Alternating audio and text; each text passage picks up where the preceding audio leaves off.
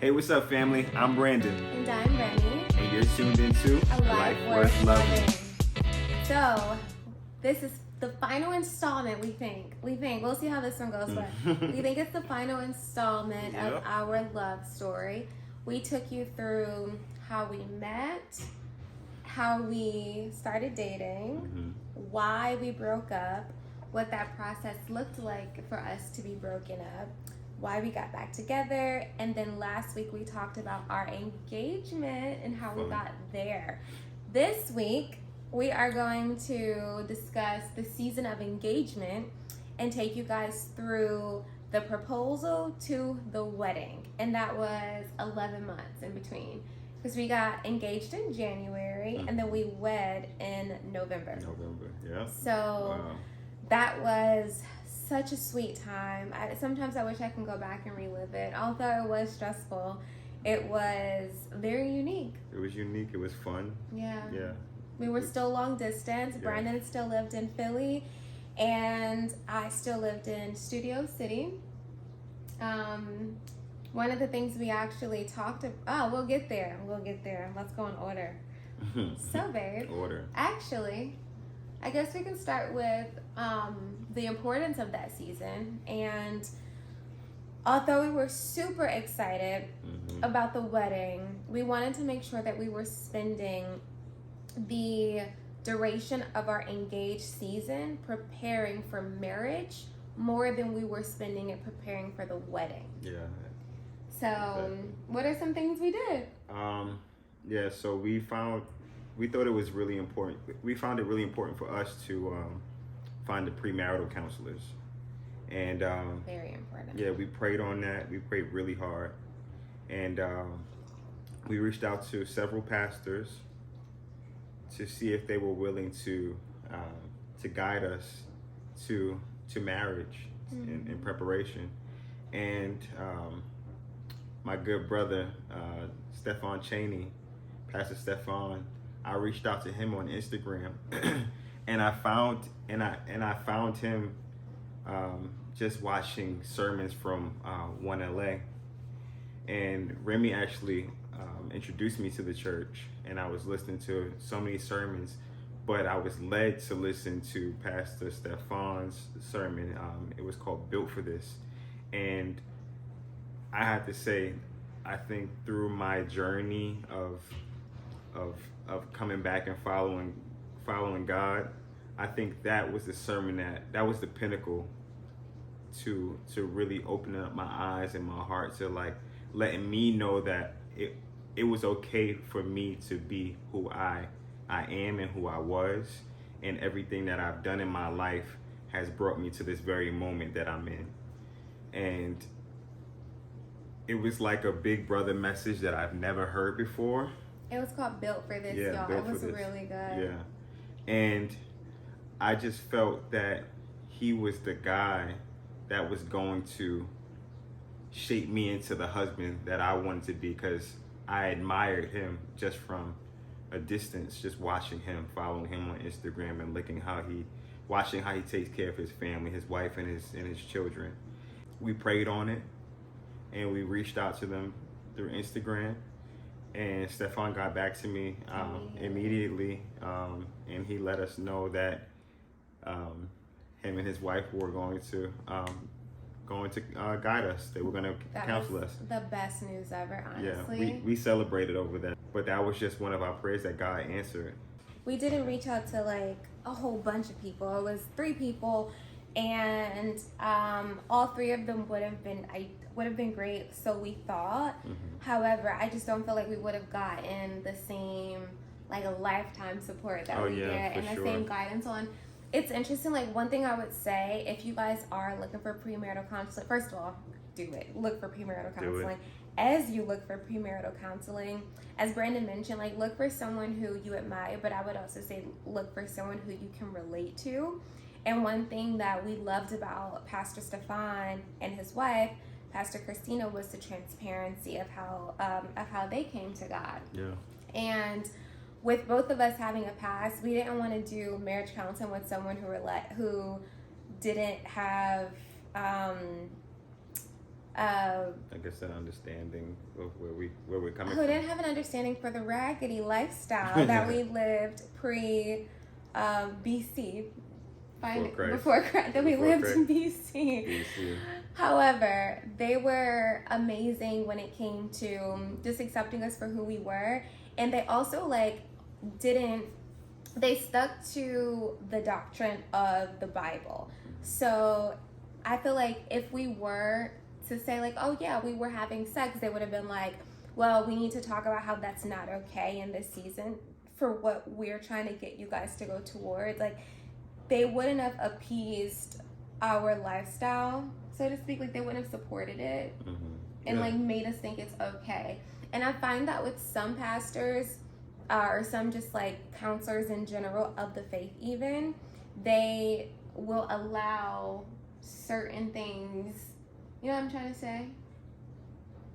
Yeah, like even with us not living together, they were very adamant that we waited as long as we could to live together, because that's what, if we were going to do things by the book, they wanted us to do a full circle by the book, not sharing finances until it was time for us to get married, and like not doing married things until we're actually married. Yeah, so because and as we'll get to that, but speaking of order, you know, there's order in marriage, there's order in relationship, and we should not be acting like we're married before we're actually married. Yeah, that's all I was trying to say, is that like marriage is specific. Yeah. Marriage is God's big idea, and along with how he designed marriage, there's certain things that are meant to be reserved for marriage. Yeah, absolutely. And we wanted to have someone who could encourage us in that light, to like make sure that we did stay on track by saving ourselves for each other to be married and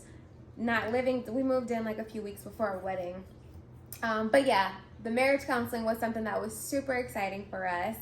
And yeah, so let's talk about just a few things that we enjoyed, you know, the key nuggets that we took from marriage counseling. You know, want to go first?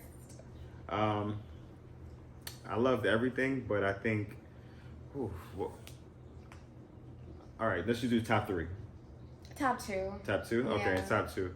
All right, mine was, I'm gonna go with order. Okay. And what Pastor Stefan and Christina taught us is that there's an order within submission, and the best way and the only way to lead your woman is if you're seeking Christ in everything you're doing. So there's just this posture that should be had where you're able to go to God with what you want to do, and then come back to your person. As a married man, it's important to be to be close with God, because that's the only way you can make a true decision for the family, a decision for the family in totality. You have to consider your wife, you have to consider your children, you have to look at everything, and you can't come with a selfish demeanor. You're leading, but you're actually listening. You know, you have to hear what Remy is saying, so I can make the decision. It's not like, well, listen, baby, God and told me what's happening, and we going to Indiana. You know, it doesn't work like that.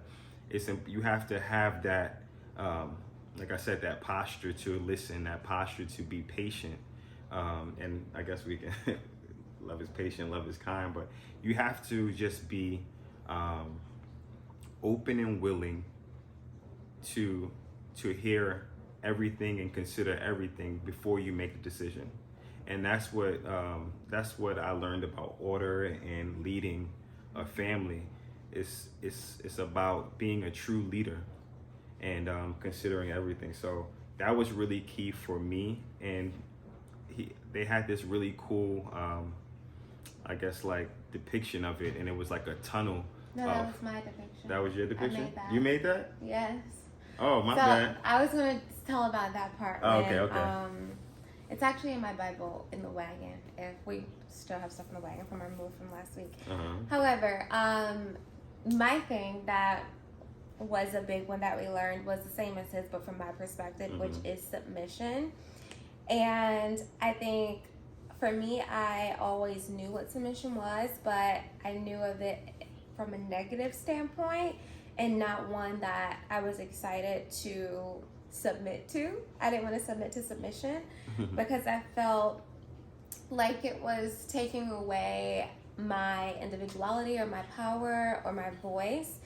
And it's actually not that at all. It is so important in a marriage that the wife understands submission, but not only the wife understands submission, but that the husband understands submission, because as I'm submitting to Brandon, Brandon is submitting to God. Exactly. And that was that's what I visually drew out in my Bible as we were learning about submission, was like it was this tunnel and it had 3 like holes in the middle.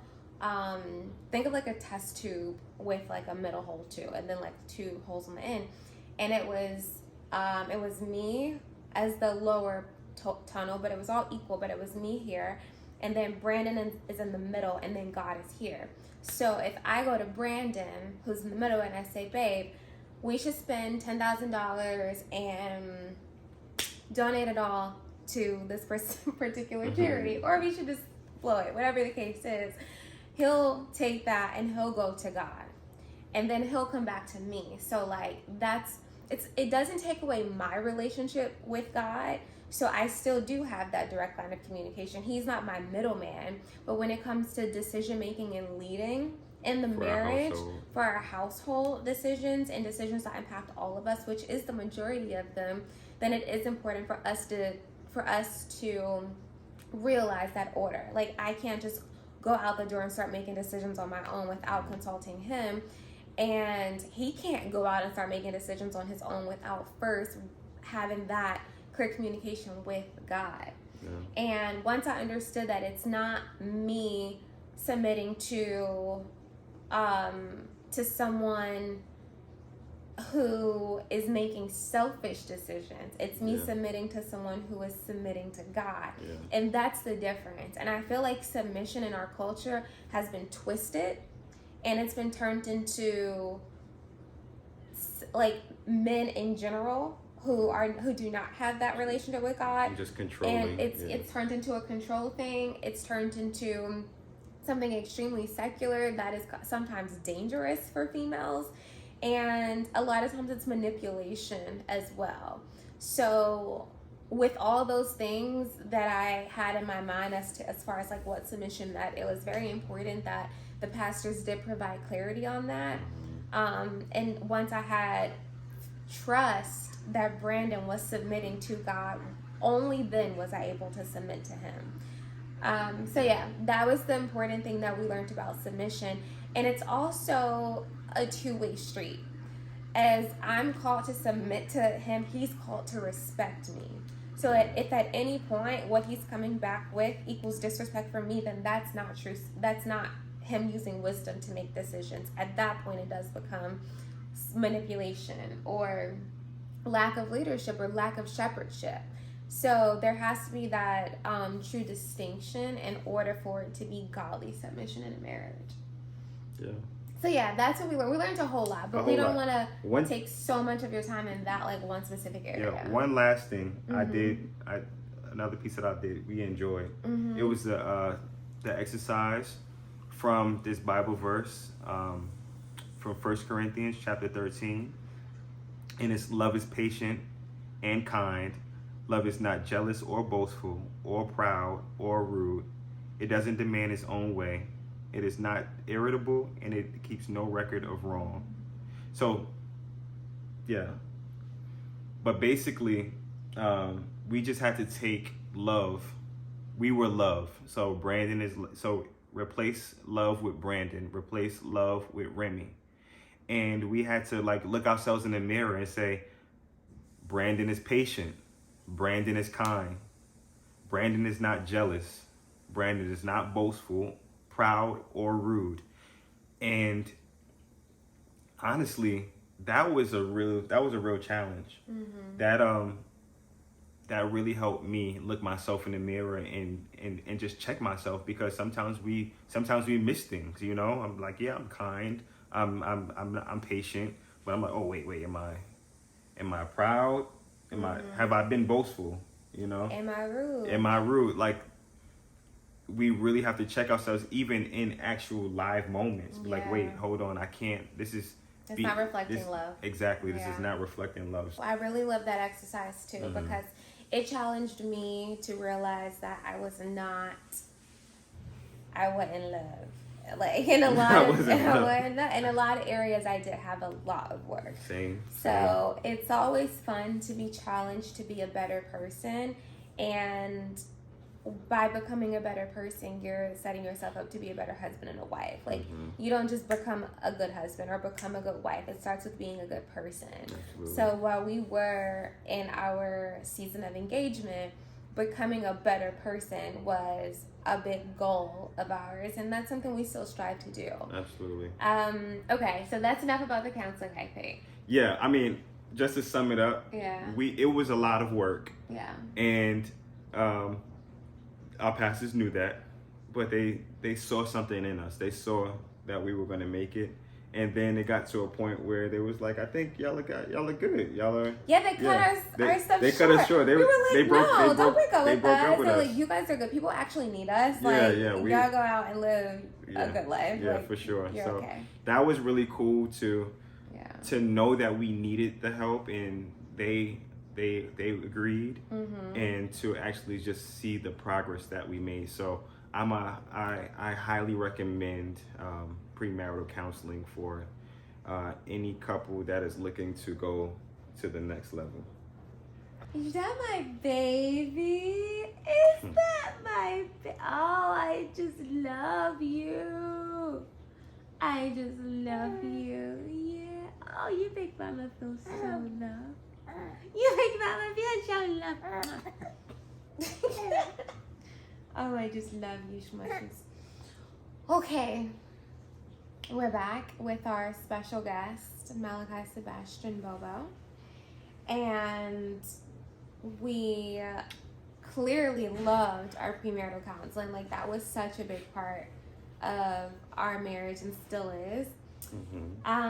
What else did we do? Oh, we should actually talk about planning the wedding, because that was a time. Yeah. We planned 3 weddings. Like, not even lying to y'all, we planned 3 weddings. And first of all, I wanted to get married. Brandon said yes, because of course he's a great man. He loves me. But I wanted to get married at a cotton plantation in North Carolina, y'all. It's really cute, and it looks like the ruins of Rome.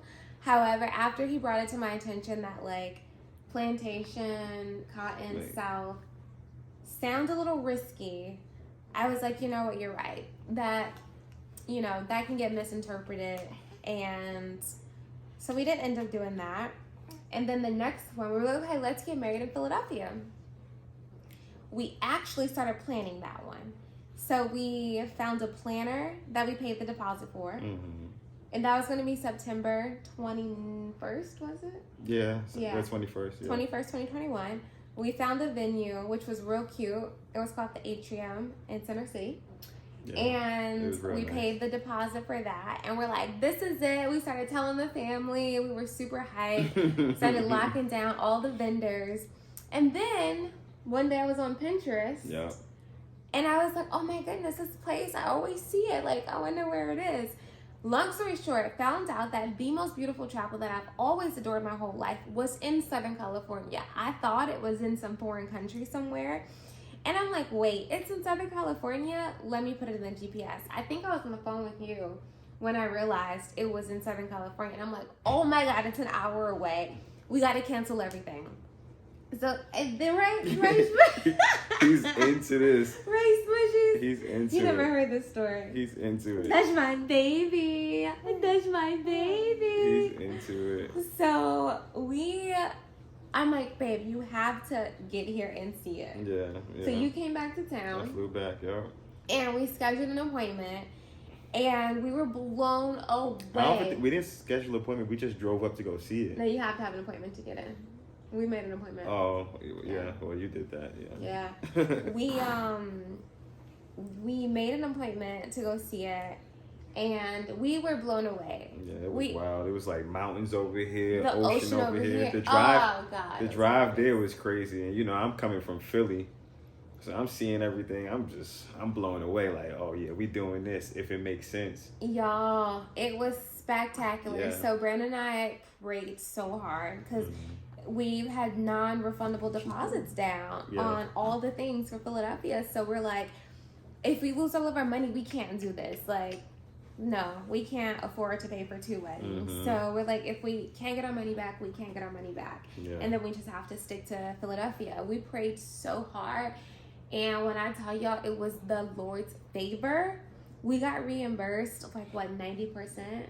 The only thing we didn't get back was the planner. The planner, yep. Because we got the photographer and the venue. And that was just a deposit from the planner. So we didn't lose the entire amount. So yeah, y'all, we ended up having the wedding of our dreams. And we wanted to, of course, make sure that the wedding wasn't the main focus throughout that season. So like we said, we did premarital counseling, and a lot of stuff came up for us, like, how are we going? You are so into this. You love your mama. You love your mama. Oh, you make mama feel so special. Yes, you do. Oh, puppies. I love him. Say that you too. You're so sweet. Yes, you are so sweet. Oh, he's just staring. Oh, I love you. We ain't never gonna get through this story. Oh He's like, go ahead, Ma. Come on. Okay. So, what else happened during the season? Oh, you want to talk about how we were trying to figure out where to live, which we also worked through in counseling. Yeah. No. What kinda? Yeah.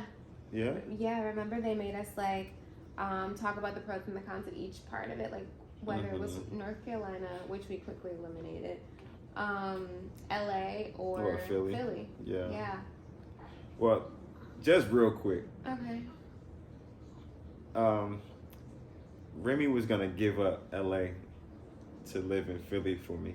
She was about to give it all up, all the sunshine that we missed out on for the past, 2 months here because of rain. But she was gonna give it all up, just all the sights, just to come back to Philly for me. I loved him that much. I had a very practical point of view. And I was like, hey, we could do here. We don't have to spend as much money. She has a great job here. And she was actually willing to figure things out. And I was going to be a stay-at-home mom and wife who wore overalls and painted the walls and planted. Yeah, that was the plan. I was dope. But yeah, I can't really recall the exercise that we did with the pros and cons. You know what? It's coming back. I think I do remember. We got into this 2-hour-long fight at Pottery Barn, Beverly Hills, while we were trying to figure out where we were going to live. That was what the fight was about? Yes. So that happened to be just a few days before our next counseling session. So that's when they made us break it all down and talk to him about, like, everything that made sense. And honestly, both things made sense. I just feel like if we moved to Philadelphia, I would have, of course, been, like, excited to be with the person who I love, and I would live with him anywhere. But something in me would have died, like giving up my career and giving up California. I would love to experience this with my husband and with my child. So to have, like, been here and loved it and created something for myself just to go to Philadelphia and not really have a plan, it just, like, I felt like something in me was going to die. Yeah, I can definitely see that. And when, like, just going back and us spending time there, I love Philadelphia. It has a very special place in my heart. But just riding around, I'm like, whoa. Yeah, I was like, you were with us. And I'm like, Kai, I was talking to Malachi. I'm like, Malachi, your mom was going to give up LA, all the sunshine for this. You remember? So that was one of the things that we absolutely appreciated the guidance for, because we ended up obviously picking LA. Yeah. And I think even just planning the wedding. Decision. I'm sorry, baby. Oh yeah, because that had a lot to do with it too. Like, Yeah. if we were going to get married here and not live here, then that didn't. Yeah, it make was sense like, either. we were just like, we either gonna do California or not. And anyone who's planning a wedding, there's so many moving parts. Imagine the moving parts plus the moving parts of where you're going to live, and if you move, where you're going to work. Like, all of that was loose ends. Mm-hmm. So until we figured out where we were going to live, we would have had to end up changing the wedding, right? Like, it just gets difficult, especially when you're dating long distance. Yeah. When you're here, it's not really, you don't have to really figure out too much as far as living. Of course, you'll probably have your living, or you just looking at places. But when you're across the country or in a different country, that's like you really have to have some foundational conversations, right, Mally? So I feel like he's so slouched. no, I'm holding him up. So California, it was and is. And we are here. And once we decided that we were gonna have the wedding in California, then we got our planner, we got our photographer, and the ball just was rolling after that. It was so much grace, so much favor. A lot of favor, a lot of praying and fasting on it too, because when we decided that we were going to live in California, I had a job in Philly, in which was remote at the time, but we were, everybody was transitioning and preparing to come back into the office. And I didn't want to go back into an office. I didn't want to go back and work there. I love the company for that period of time. It was my first job out of college, and I've built a lot of great relationships there, and I learned a lot. But I was feeling that I felt that I wanted to be stretched, and I wanted I'm more. Sorry, he's just like you hear me? So into these conversations. Yeah, I wanted more, and I wanted California. I wanted to make a move. Remy got me this dry erase board where I can really write some ideas down, things that I wanted to do. So I just started jotting a lot of ideas down. And then I heard this sermon through Transformation Church called Mark My Words. And he was just saying, write your vision down and make it plain, make it clear. What you want to do, write it out. And God will partner with you and make it happen, as long as that it will uplift His kingdom, and it's for good causes. So that word really hit home, and I took the board and I wrote down Mark My Words 2021 on it. And prior to us, I think prior to even proposing to Remy, I realized that I wanted to take a step deeper into real estate, and I wanted to be a real estate agent. So on my board, I wrote, find a real estate class, take the exam so you can be a realtor in California, and also find a job that will allow you to move to California, where you can leave your current job. And I wrote all this stuff out very clearly, and it was a testy time, but it all worked out. Guys, just making faces at you. Mally, Daddy did all of that. I did everything. I wrote it all out. And I really have to say, everything that I wrote on that board came to fruition. Yeah. I am a realtor. I still have the job that got me here, so I'm thankful for that. And it's just so good that, it was a test, and it strengthened my trust and my faith in God through that also. It got me, my faith got me here, and my faith is keeping me here, because I didn't do any of this on my own. God made a way for everything to happen. The job that I have now, I didn't even apply for. I was called. I got a phone call saying that they found my resume. They came across my resume. Nothing that I applied for. So it was all favor, just like our marriage. It was just nonstop. And So far, it's just been an abundance of just favor and grace upon our lives. Yeah. And speaking of vision, God's word says people without, oh, if y'all can see this, sorry, I was picking my nails off. The people without a vision perish. So we've also had to make a vision for our marriage. And that's also something we did in premarital counseling. I think the majority of what we're going to talk about in this video has something to do with premarital counseling because it was a very big chunk of our premarital season. And we wrote a mission statement for our marriage, which we actually read in our YouTube video, which I'll link. It's the one, A Letter to Our Unborn Son. We read our mission statement for our marriage in that one too. And that's just something that when we go back and read, it's so sweet to see how God has allowed all of that to manifest in our lives. And we do just want to encourage anyone out there who is about to go into who's about to step into that season of marriage to write a vision for your marriage. Dream about it. Like, what do you want it to feel like? What do you want it to look like? How do you want to feel in the marriage? What are some emotions that you don't want to have to go through in that marriage? And what do you want to do together? What do you want to do together? How do you guys want to create new traditions for your family? What things do you want to continue doing? There's something that is so beneficial and so sweet in just taking the time to sit down and dream with your partner. And that's one thing we did so much of, which I wish we did more now, is just have time to dream. And we created so many businesses in that time that are still actually in the process of being manifested. But we dreamt a lot. And even the wedding that we had, that was a dream that God allowed to manifest.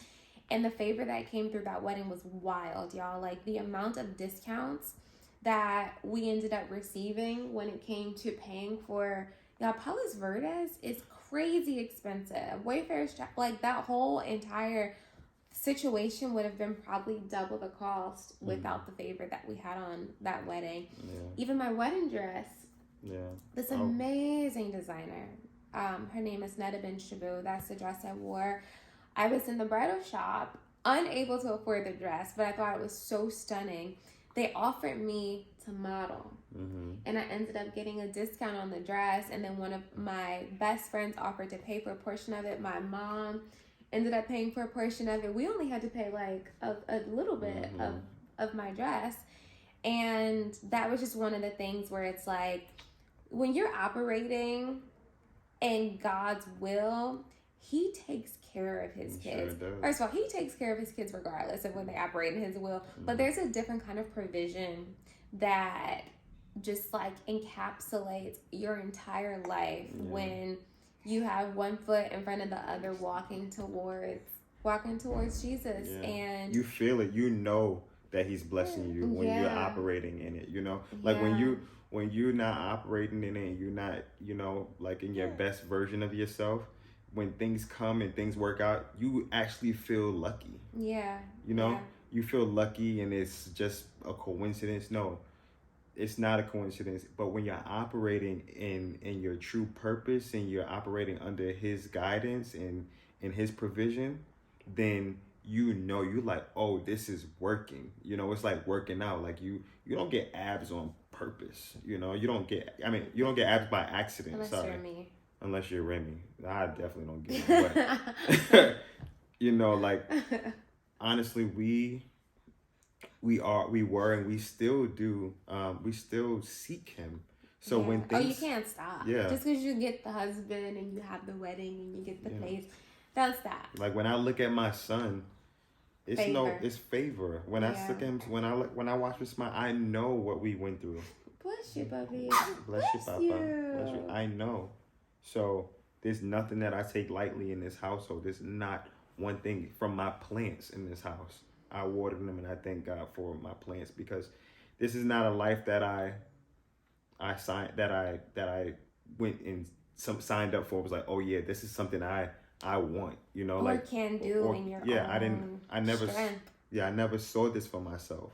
So to be exposed to this and to know that I can do it with the work behind the faith, it's just unmatched. Yeah. Right, Nally?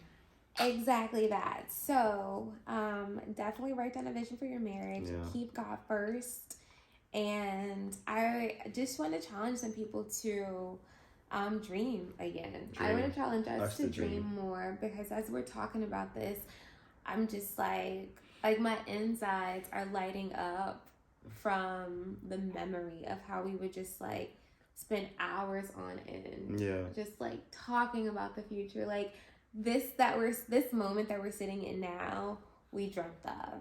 Like we'd be like, oh, we need to start a YouTube, and no one's gonna listen to us because we don't have any experience, and oh, we can't wait until we have a baby. And then that season of pregnancy, which we talked about too, was just like, we're living the dream. Yeah, we're literally living what we dreamt of. And there's more to dreaming than this life. Because dreaming is a huge part, and I love it, and I want to continue to do it. But with marriage, there comes doing, there comes executing, there comes actually living out those dreams, which we are doing. So it's about, we have this phrase called always be closing. ABC. If you ever, there's some movie it comes from, I can't remember it. Yeah, so yeah, I some stocks movie, I think. Oh yeah, was it Big Short? I don't know. Okay. Maybe. But yeah, we want to, as we grow, as we dream, it's important to make those things plain, write them out so we can actually get them done. So that this YouTube that we have, it was on our list, and it's just something that we're working through, and we have challenges. We thought it was going to be easy, and it's not, especially with a young little baby, in life and work, there's so much to do. So it's all about execution. It's all about execution and making space. Babe, was there anything else from that season that it's important to call out? Bachelor parties. That was fun.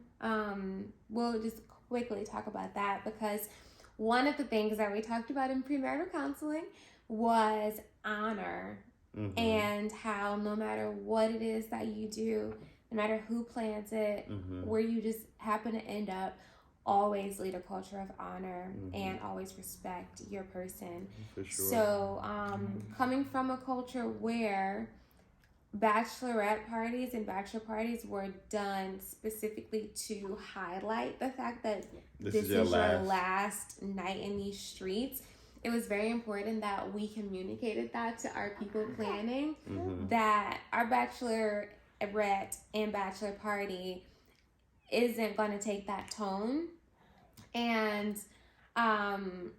it's even like challenged me personally to think about the bachelorette parties that I've attended. It helped us just moving forward in our regular lives. We don't, the things that we do, how we go out, it's not, we have a great time. Yeah. Don't get us twisted. We have a great time. We out to eat. That's our great time. Champagne. Just kicking it. Yeah. But it's not, it's with dignity, it's with integrity. And it's with honor. It's with honor. Yeah, for each other. Remy can send me out with my friends, and she knows that we just hanging out, just chilling. Yeah. It's not like, oh, you finally getting to go out, let's go have a good time. And somewhere. I can also trust that if you are in a group setting and someone wants to do something that doesn't necessarily bring honor to your family, then you'll be like, oh guys, this was fun, I'll catch y'all later. Yeah, it's time to go. And not put yourself in those situations. Look at me. So you're like, Daddy, you better come home. You better come home. You never come home. Oh my gosh. What else happened? Bachelorette parties. And then moving. Oh, we moved it. We got our apartment. It's actually this apartment that we're in right now. We didn't tell them because I cut that out the last video because it was too long. So I don't know if we have time in this and it might be cut out again. However, we ended up being affected by the flooding that LA was facing on our top floor unit. Our unit leaked from the ceiling. and they had to relocate us. They relocated us to the unit that we first had, which is on the first floor. Bless you, Bobos. And this unit that we're filming in right now is where we moved in together in September. It's the origins. Yeah, we got married in November. We moved together in September, which was the latest we could push out to end up moving together, just because I had to move out of the previous place by a certain time. And we ended up making it for 2 months living together. Yeah. And still sticking to our plan of celibacy, which was fun. But yeah, guys, this season of engagement was a whole lot of learning. And learning, trusting. It was so much trusting. There was so many instances where we could not see the light at the end of the tunnel, but we just had to trust that there was one, because there's God, and with him there's always light. And that was the first, because he is the light. That was our first thing where we actually partnered together before a baby. Like this move in the wedding was our first baby. It showed us that we actually were pulled and stretched to see what we were capable of doing. Yeah. So I think that was really cool that we could that we were able to execute on something so beautiful. Yeah. You know, by the end of the night of our wedding night, you know, we were really able to look at each other and just like full of happiness and satisfaction, because it's like, wow, we did it. We really did it. We did it, y'all. We were so tired. We did it, Joe. We did it. We were so tired. We were exhausted. It was great. It was so special, and just deciding who was invited to the wedding and getting our close friends and family. Hard, it was difficult, but it was just a beautiful thing, because, you know, people hadn't seen each other in years because of COVID. Everyone was all separated, so just being able to get our grandparents and our godparents and aunts and uncles and close friends. It was so sweet, y'all. Yeah. We were contemplating whether or not we were going to have a wedding for like a little bit of time, specifically because of how expensive it is. Brandon, like you said, is very logical. So he was like, it makes more sense for us to just buy a house than it does to spend a down payment on a wedding. And I'm a hopeless romantic, and I've always dreamt of my wedding day. Like, I know that that's something that I wanted to have my whole life, but I was willing to compromise it if we, you know, couldn't afford it.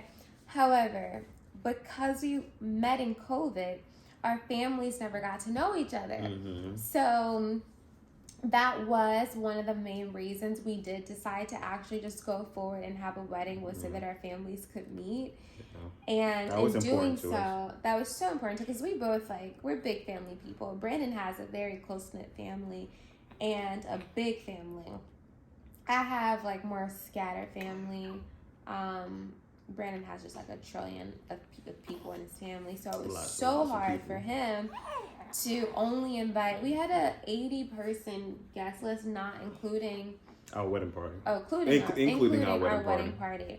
So we were only able to invite like 30, 40 people total each. Wait, total each is weird. What am I trying to say? 30 to 40 people each total. Each total individually. Y'all get the picture. Yeah.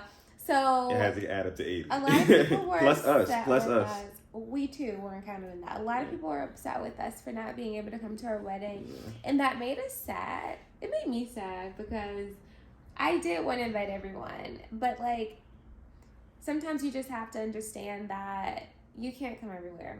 And if you don't, as much as we love you, we had to select 40 people each, and that's hard to do.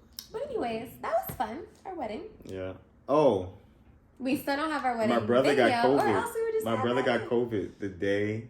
That was the most devastating. The day before the wedding. Yeah. My best man, he was out for the count with COVID. I don't know how you made it through.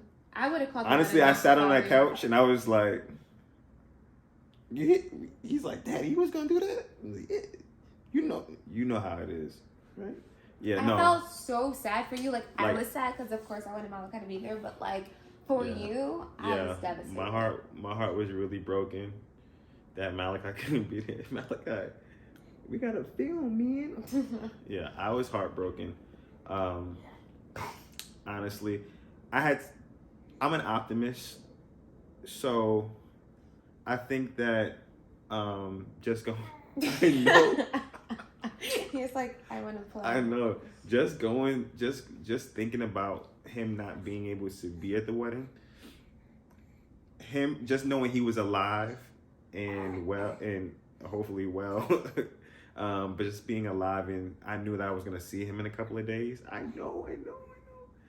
That was okay with me. I would love him to be by my side, but just knowing that he's still here meant so much more to me. Yeah. So that's what got me through. Yeah.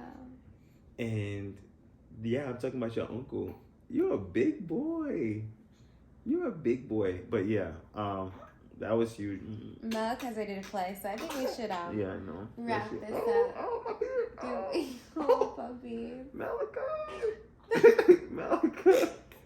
Yeah, let me go. He got the other side. Yeah. Okay. Strong boy. One thing about our son, he has big boy energy. Yeah, turn him around. He got big boy energies, and he wants to play. When he's around the boys, he wants to be rough. Smushy, look, say hi. When he with the ladies, he's smooth, he's soft. Let But me he'll be smooth and soft with mama. And yeah. we have to Go, go. mama. Oh, we don't have to go, but we're sure you guys have to go. Yeah. We've taken enough of your puppies. Yeah, so that was part 4. I think maybe 4 or 5. I can't recall. Yeah. Part 4, yeah. So we thank you guys so much for sticking with us, and let us know if you want to have a part 5. But I don't think a part 5 is necessary. Yeah, I don't know about a part 5, but let us know if you want us to go in depth about our premarital counseling, because we did discuss a bulk of it, but there's really some key details that we can talk about, and we can even reiterate in that video. Let us know if you guys want to go in more detail about anything in the video, because I think we're caught up, honestly. I think the only thing that we're missing from, like, since we started YouTube was that period of time of now we're married to now we have a baby, because we started while we were pregnant. So if you guys want to hear about what happened that period of time with us, like going on our honeymoon and being newlyweds and having sex for the first time, let us know if you want to hear it. We'll tell you the story. So yeah, let us know. We love you guys. Thank you so much for rocking with Ow. All right, guys. We love y'all. Peace.